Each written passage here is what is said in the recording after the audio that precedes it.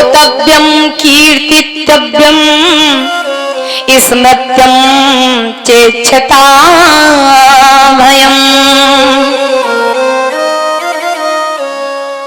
जो सारे जगत के परमात्मा है, बिल्कुल सरल प्रश्न है, सरल उत्तर है, लेकिन उसके अंदर अगर हम लोग जाएंगे तो बहुत कुछ पा जाएंगे। श्रोतव्यम कीर्तव्यम, जो सारे संसार के माता पिता हैं, इस मनुष्य मात्र का केवल एक ही उद्देश्य होना चाहिए, सारे कर्मों को करते हुए वो उसी का भजन करे, उसी का कीर्तन करे, उसी के लिए ज्ञान अर्जित करे और वो बस उसी के लिए जिए। जैसे हम कह देते हैं अरे अब तो हम केवल अपने बेटे के लिए जी रहे हैं, कौन जीना चाहता है ना।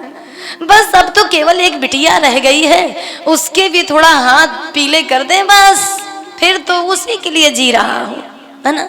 ये शब्द गलत है हमारे लिए। ये हमारे लिए केवल कर्म को सूचित कर रहे हैं कि हमारे लिए केवल एक कार्य बचा है, इसको करने के बाद हम पूर्णतः स्वतंत्र नहीं। अब तो केवल जीने का एक ही सहारा है, तुम ही मेरे मंदिर, तुम ही मेरी पूजा। नहीं भाई, अब वो ठीक है, बड़ा प्यारा विवेचन आता है। आप उत्तरकांड में पढ़िए, उत्तरकांड में लास्ट में बड़ा प्यारा शब्द लिखा है।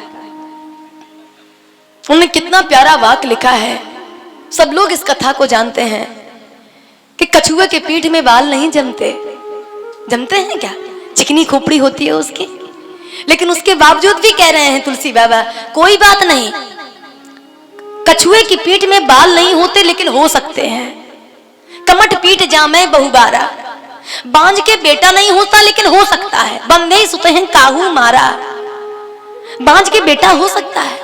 भाई नहीं उसके होगा तो किसी का गोद ले लेगी, बेटा तो बेटा है, बेटा तो बेटा है। किसी की भी बच्ची को पाल लो, वो अपना बन जाता है। अच्छा ठीक है, और उसके बाद में फूल है न बर बहुविध फूला, आकाश में कभी फूल नहीं फूलता, देखा है किसी ने? आकाश में फूल नहीं फूलता, लेकिन हो सकता है कि फूल जाए।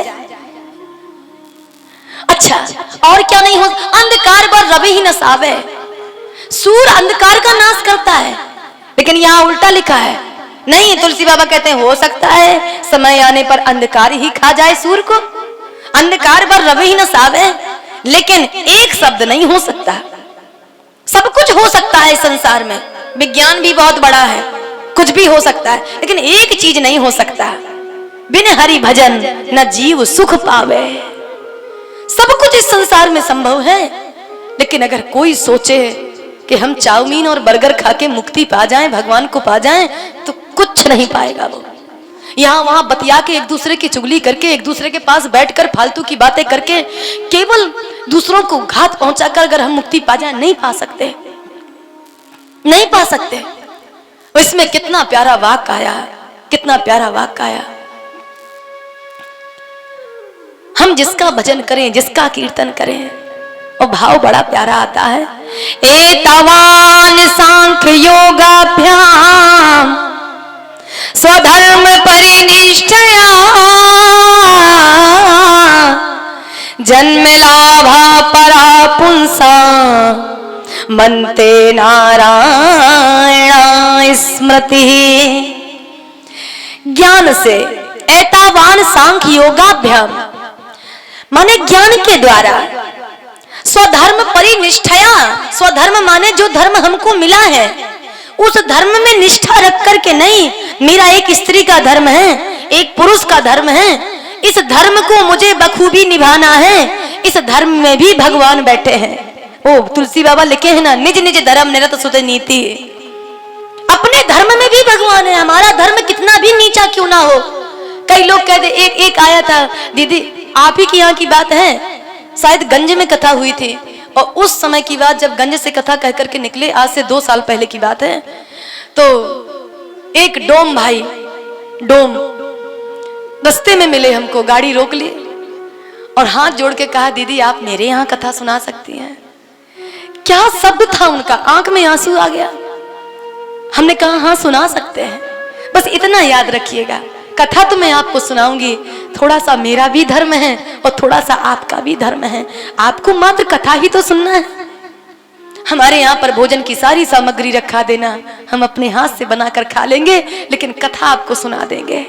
निज निज धर्म, व्यक्ति को जो धर्म मिला है हमें उस धर्म का पालन करना है। लेकिन सबसे बड़ी बात तो भगवान ने खुद कहा है, जो अपने धर्म में दृढ़ रहता है मैं उसमें भी हूं, मैं उसमें भी हूं।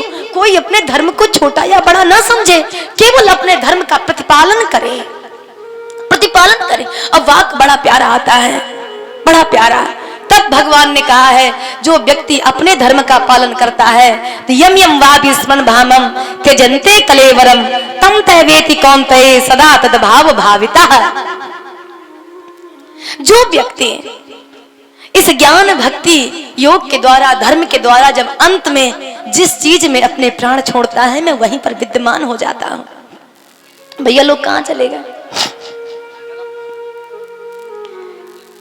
इतना तो कर